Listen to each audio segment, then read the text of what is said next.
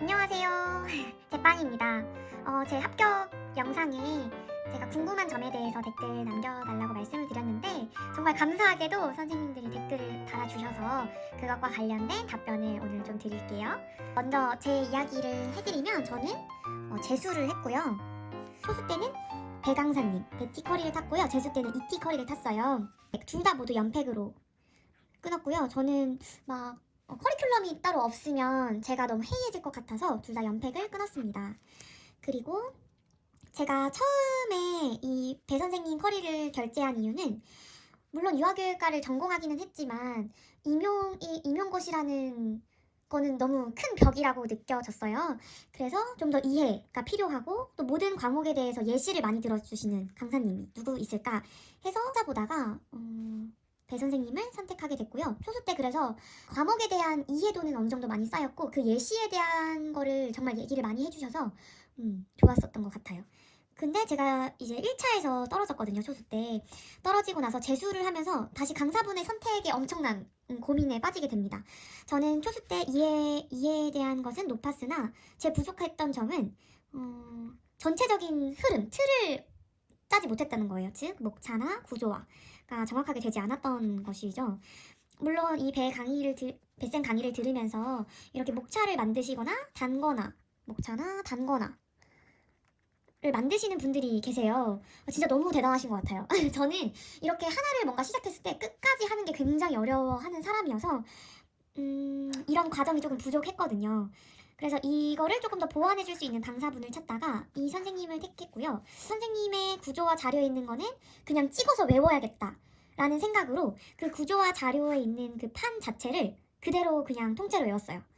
이거를 통째로 외우는 과정이 어떻게 그걸 다 외우시지? 뭐 암기력이 좋으신가? 라고 생각하실 수 있는데 전혀 아닙니다. 전혀. 이거와 관련된 공부법은 나중에 따로 또 찍어서 올려드리도록 할게요. 일단 질문으로 다시 넘어와서 논술 모두 들었습니다. 논술 쓰는 거 어려우시죠? 저도 글을 정말 못 쓰는 사람이에요. SM 카페에 정말 울면서 글을 남길 정도로 감이 안 잡히더라고요. 글을 써본 적이 별로 없기 때문에. 특히 논술이라는 글은 아무것도 모르는 초수나 감이 안 잡힌 재수들도 그게 참 어렵거든요. 그래서 제가 했던 방법 중에 추천드리는 방법은 한 3가지로 만약에 나누어 본다면 첫 번째는 일단 모범 답안을 필사하는 것입니다. 사실 필사하는 게 굉장히 힘들어요. 손목도 아프고 어려운 일이지만 꼭 손으로 써보는 것뿐만 아니라 저는 손으로도 쓰고 손목이 아파서 뭐 타이핑도 해보고 어려우면 그냥 읽었어요. 읽기. 그런데 이거를 이제 매일 했습니다. 초수 때는 못하니까요. 근데 못하지만 해내야 되니까 매일 했어요. 그리고 두 번째는 키워드 노트를 따로 만들었어요. 이것과 관련돼서 제가 모든 자료를 다 나눔을 해서 따로 자료가 없어서 너무 아쉬운데 키워드 노트는 이제 모범 답안이나 선생님들께서 논술을 쓰셨을 때 뭐 부모교육 예를 들어 부모교육이라고 하면 그것과 관련된 키워드들이 있죠. 그거를 이제 정리를 하는 거예요. 교육이라고 하면 뭐 워크숍 부모회 이런 식으로 키워드를 하고 저는 또 서술문들을 다 적어놨어요. 제가 얼마나 노베이스였는지 아시겠죠? 이 정도로 정말 논술을 못하는 사람이었기 때문에 완전 기초부터 그냥 외웠습니다. 키워드 정리하고 그것과 관련된 서술어를 다 정리해놨어요. 뭐뭐를 증진시키기 위해 노력해야 한다. 그리고 세 번째는 바로 논술 스터디입니다. 인원은 3명에서 4명 정도 진행했고 재수 때 마지막에는 2명이서도 같이 하기도 했어요. 3, 4명에서 하는 이유는 2명이서 하면은 일단 그 선생님과 저 둘만의 그 시각으로 그 글을 바라보기 때문에 편협적인 사고로만 생각을 할 수 있게 되기 때문에 또 3명 정도를 일단 추천을 드리고요. 논술을 시간에 맞춰서 일단 쓰시고 그 다음에 논술을 타이핑을 해가지고 한글 파일로 이제 공유를 해요. 저는 보통 밴드를 이용해서 올렸고요. 그 다음 이제 정해진 날짜에 한글 파일에 이제 메모지를 쓰는 방법을 활용해서 메모로 첨삭을 남겼어요. 근데 이 과정이 사실 처음에는 어떤 걸 첨삭해야 될지도 모르고 이걸 내가 첨삭하는 게 맞나라는 생각이 드는데 3명이서 돌아가면서 첨삭을 하다 보면 아 이런 방법으로도 첨삭을 할 수 있겠구나 이런 시야도 생기고 또 문장을 쓸 때 너무 긴 글은 이런 건 채점하기가 조금 어렵겠다. 조금은 그 채점하시는 분의 관점으로 내 글, 또 다른 사람의 글을 보게 됩니다. 이렇게 해서 많은 글도 읽을 수 있고 또 내 글을 어떻게 더 쓰면 채점 받기가 쉬운지, 점수를 얻기 쉬운지를 알 수 있게 되고요. 사실 저는 주변에 일단 임용 합격하신 분이 없었어요. 그래서 정보 얻을 곳이 없었기 때문에 유튜브랑 블로그들을 많이 찾아보면서 이 방법 저 방법 다 해보면서 했던 방법 중에 저한테 제일 잘 맞았던 방법이 이렇게 3가지여서 논술 방법을 추천해드리고요. 두 번째는 재수를 하고 계신데 문풀과 모의고사 강의를 들을까 생각 중이시군요.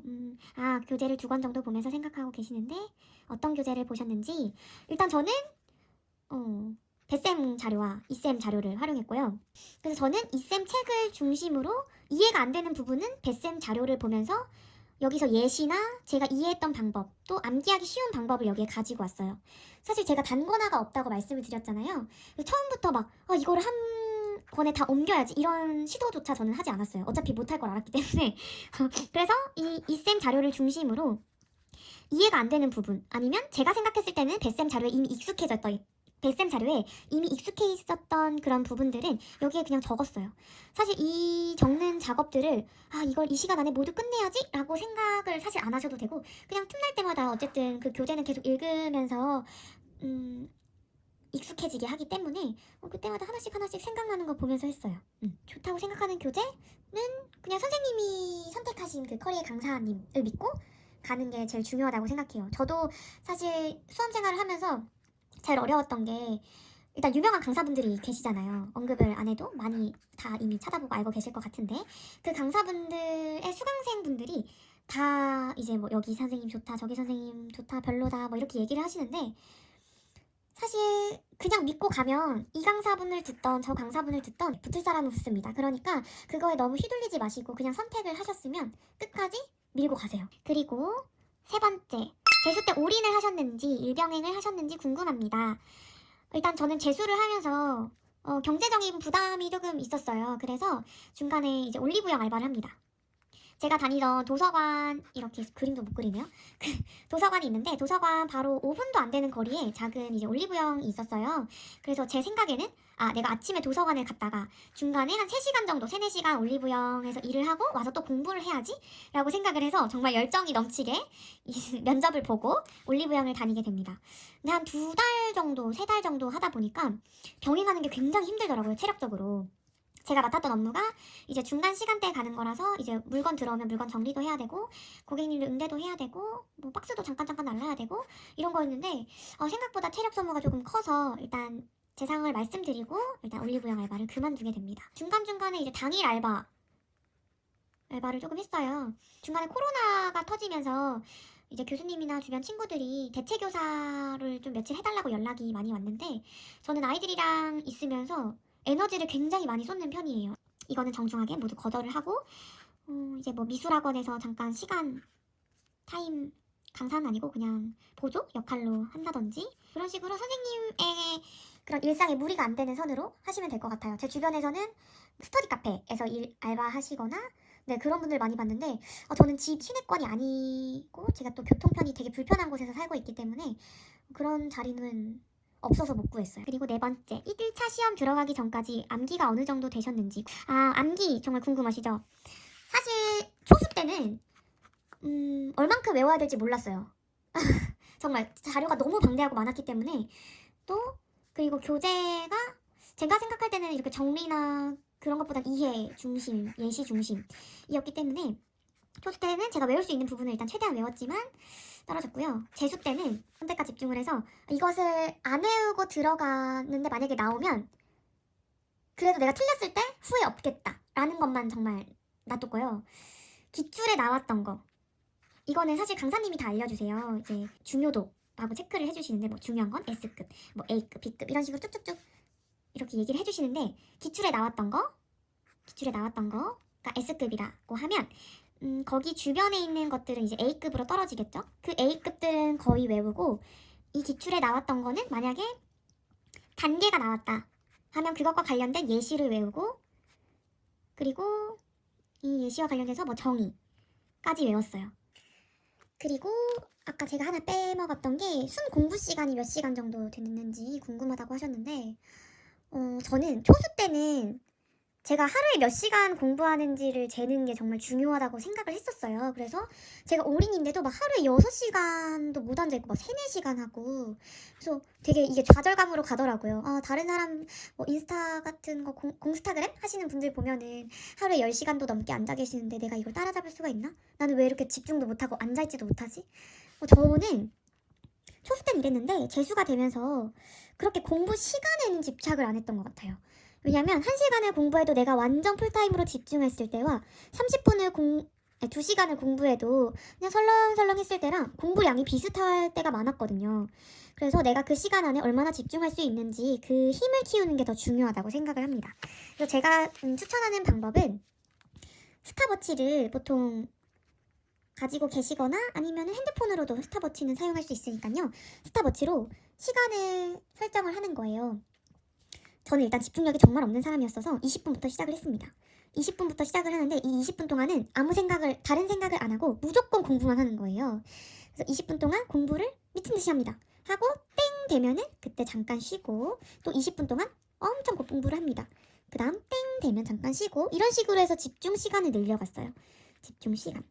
그래서 책을 볼 때 내가 1페이지부터 25페이지까지 보겠다라고 하면은 이 시간 안에 초집중을 해서 이걸 보는 거예요. 그 다음에 5분 정도 시간 동안 머릿속으로 생각을 하시던지 아니면 이렇게 글로 쓰시던지 아니면 말을 하시던지 하면서 이거를 살짝 인출해 봅니다. 이때 초반에는 인출 당연히 말 못하는 게 당연해요. 그리고 백지 쓰기 맨날 하라고 하시는 분들이 있는데 이것도 그냥 제 생각에는 이건 개인적인 공부 스타일의 차이라고 생각을 하는데 저는 막 꼼꼼하게 다 쓰진 못했어요. 제가 중간에 손목이 정말 제대로 나가서 침 맞고 염증 주사도 맞고 이랬어가지고 손목을 못 쓰는 상황이었거든요. 그래서 정말 큰 틀만 적었습니다. 예를 들어서 아동 미술의 역사, 그럼 미술 역사 하면은 표현 기능 중심, 그 다음 창의성 중심 미술 교육, 이해 중심 미술 교육 이런 식으로 썼어요. 그냥 그 틀을 계속 돌려가면서 흐름을 아시는 거예요. 거기는 이거 3가지가 있지. 이런 식으로. 그래서 재수 때는 몇 시간 공부했는지 사실 거의 체크는 안 했고요. 공부량을 정해서 더 했던 것 같아요. 제가 나중에 좀 구체적으로 이 문풀 시기에 어떻게 보냈는지를 다뤄보려고 하는데요. 이거는 추가적으로 제가 한 번 더 말씀을 드리도록 하겠습니다. 그 다음 기출 공부 어떻게 하셨는지 궁금해요. 기출을 저도 영상을 많이 찾아봤어요. 기출을 따로 분석하시는 분도 계시고 문제로 만드시는 문제 출제? 이런 스터디도 있더라고요. 근데 저는 문제 출제는 저도 그렇게 문제를 낼 역량 자체가 없었고 그 문제를 푼다고 해서 이게 도움이 될까? 라는 생각이 있어서 문제 출제하는 건 안 하고 분석도 사실 아까 말씀드렸던 것처럼 기출에 만약에 단계명이 나왔다. 그러면 그 다음에는 예시 아니면 정의 이렇게 더 구체적으로 들어가겠죠. 문제가 하나 출제되면 이것이 점점 구체적으로 점점 이렇게 가거나 아니면 그 주변에 있는 것까지 이렇게 출제될 확률이 높으니까 그런 식으로 공부를 했어요. 그래서 사실 기출 공부 몇 회독 세지 않았습니다. 네. 그냥 볼 수 있는 만큼 최대한 많이 봤어요. 그리고 문풀이랑 모의고사 강사님 한 분 것만 들으셨는지 여러 강사님 거 들으셨는지 궁금합니다. 일단 저는 이센 커리를 타고 있었기 때문에 이 선생님 거 기본으로 하고 난 같이 스터디했던 선생님들이 저는 그 토요일마다 같이 도서관에 모여서 문제를 같이 풀었었거든요. 그 실전 모의고사 할 때. 그래서 문풀은 이센 것만 들었고 모의고사 할 때는 같이 요일을 정해서 토일 이렇게 해서 다른 강사분들 것도 사실 여러 개 풀었습니다. 강사분들을 들어야 한다는 그런 부담감도 사실 있었어요. 재수이기 때문에. 근데 강의를 듣다 보니까 제가 그럴 만한 능력이 안 되더라고요. 그냥 한 강사분만 베이스로 가자라고 해서 탔고요. 또 강사님도 굉장히 열정적이고 학생에 대해서 진심이신 분이기 때문에 네, 부족함 없이 준비를 했던 것 같습니다. 네, 그 다음에 책을 보니 이쌤 수강하신 것 같은데 어렵지 않으셨나요? 용어나 체계가 어렵게 느껴지던데 어떻게 적응을 하셨는지. 맞아요. 저도 처음에 강사분을 뱃쌤에서 이쌤으로 옮겼잖아요. 그래서 처음엔 적응을 못 하겠더라고요. 일단 용어가 달라요. 용어가 다르고 또 단계명도 좀 달라요. 특징도 조금씩 다른 부분들이 조금 있어요. 그래서 저는 일단은 이쌤 책으로 최대한 옮겼습니다. 왜냐면 내가 구조화를 보기 위해서 이쌤으로 옮겼기 때문에 그 구조화에 익숙해지려면 이쌤 용어로 본다 라는 생각으로 옮겼고요. 그 다음 그럼에도 불구하고 그 전 강사분에 익숙해져 있는 그런 파트들이 있었어요. 그 파트들은 그걸로 외웠어요. 그냥 그 부분을 잘라서 자르거나 아니면 따로 옮겨서 적은 다음에 여기 책에 옮겨 담았습니다. 그리고 구조화 자료에도 그걸로 그 수정 테이프에서 그걸로 옮겨서 적었어요. 네, 그래서 뭘 쓰든 어쨌든 다 학자분들이 얘기하신 거니까 네, 틀렸다고는 할 수 없는 부분들이기 때문에 저는 크게 문제가 없을 거고, 이 쌤은 초반에는 저는 적응하기가 너무 어려웠어요. 강의도 그렇고 이거 어떻게 듣는 거지? 이해는 어떻게 하는 거지? 절대 욕하는 거 아닙니다. 저는 이 쌤 사랑합니다. 근데 이게 반복되면 반복될수록 내 머릿속에 더 꽂히고 잘 들어오고 했던 거는 사실 이 쌤 자료여서, 보통 그런 말이 있어요. 수강생들 사이에서 입덕 부정기라고. 저도 입덕 부정기를 살짝 겪고 나서 지금은 입덕했습니다. 좋아요. 그래서 주변에서도 강사분 추천을 많이 받는데 저는 이쌤으로 추천을 드립니다. 그리고 암기는 어떻게 하셨는지 궁금합니다 라고 하셨는데, 정말 추천해드리고 싶은 방법은 암기 스터디가 있어요. 암기법 공유 스터디. 저는 이거랑 구슬 스터디, 이거랑 포스트잇, 이렇게 세 가지로 나눠서 말씀드리고 싶어요. 사실 제가 유튜브를 정말 많이 찾아봤었는데 공부법, 암기법 이런 걸 찾아봤을 때 자신만의 암기법을 이제 만들고 그거를 까먹지 않기 위해서 만각곡선 얘기를 하잖아요. 막 그 강사분들도 그거 잊기 전에 다시 하다 보면 어느샌가 제게 돼 있더라고요. 그래서 잊지 않기 위해서 일단 암기법 공유 스터디란 무엇이냐면, 제가 탔던 커리에서 어떤 선생님이 선생님들 한 20-30명 정도 모으셨던 것 같아요. 그래서 밴드를 개설을 해서 이렇게 커리큘럼이 있으면 뭐 화요일에는 뭐 사상, 그 다음 뭐 수요일 발달 뭐 이런 식으로 이렇게 짜서 글을 올려주셨거든요. 그럼 그 날에 그 과목에 맞는 암기법을 5개씩 본인이 만든 거를 거기 공유를 하는 거예요, 댓글로. 근데 이때 방법은 노래도 괜찮고 그림도 괜찮고 뭐 스토리텔링 같은 것도 괜찮고 뭐 정말 많이 올려주시거든요. 그럼 그런 자료가 하나하나 모이면 이제 엄청난 암기 그냥 책이 되는 거예요. 그럼 거기서 보면서 이제 내가 외울 수 있는 거, 그리고 내가 이 방법은 진짜 딱 외우기 좋다 하는 거를 이제 구조화 자료에 넣거나 선생님이 듣고 있는 그런 커리큘럼의 선생님의 책에 이렇게 적어두시는 거죠. 그렇게 하시면 되고, 저는 구슬 스터디를 했다고 했잖아요. 이 스터디 정말 추천합니다. 구슬 스터디를 했다고 했잖아요. 저는 식곤증이 되게 심한 사람이라서 밥 먹으면 너무 졸리더라고요. 그래서 1시 한 10분 정도부터인가 이제 2시까지 이제 스터디 선생님을 만나서 같이 했는데 전화 스터디로 했습니다. 그래서 저는 초반부터 시작을 해서 끝날 때까지, 시험 1차 시험 보기 전까지 선생님이랑 계속 함께 했고요. 어떻게 진행을 했냐라고 하시면, 먼저 1시 10분에 전화를 이제 해요. 그 다음에 이제 타이머를 맞춰두고 타이머를 서로 동시에 이렇게 합니다. 그래서 시간은 15분에서 나중에 뭐 20분, 25분 이렇게까지도 했었는데, 초반에 스터디를 지금 만약에 시작한다고 하시면은 이제 큰 것만 내는 거예요. 예를 들어서 뭐 관찰학습과 관련해서 관찰학습에는 뭐 주의집중, 타지, 운동재생, 그 다음 무엇일까요? 이런 식으로 엄청 쉽게 내는 거예요. 그 다음에 이게 나중에 반복되면은 관찰학습에 4가지 순서 얘기해주세요. 아니면 그 판에 있는 것과 관련돼서 뭐 여기 관련된 거 다 얘기해주세요. 아는 거 다 얘기해주세요. 정의 얘기해주세요. 이런 식으로 이렇게 해서 스터디를 진행했고요. 사실 스터디와 관련된 거는 여러 가지 방법이 있기 때문에 같이 함께 하시는 분과 상의를 해보시면서 좋은 방향으로 바꿔가시면 좋을 것 같아요. 포스트잇은 사실 모두가 다 아실 텐데 잘 안 외워지는 것들이나 아니면 암기했던 것들을 키워드만 적는 거예요.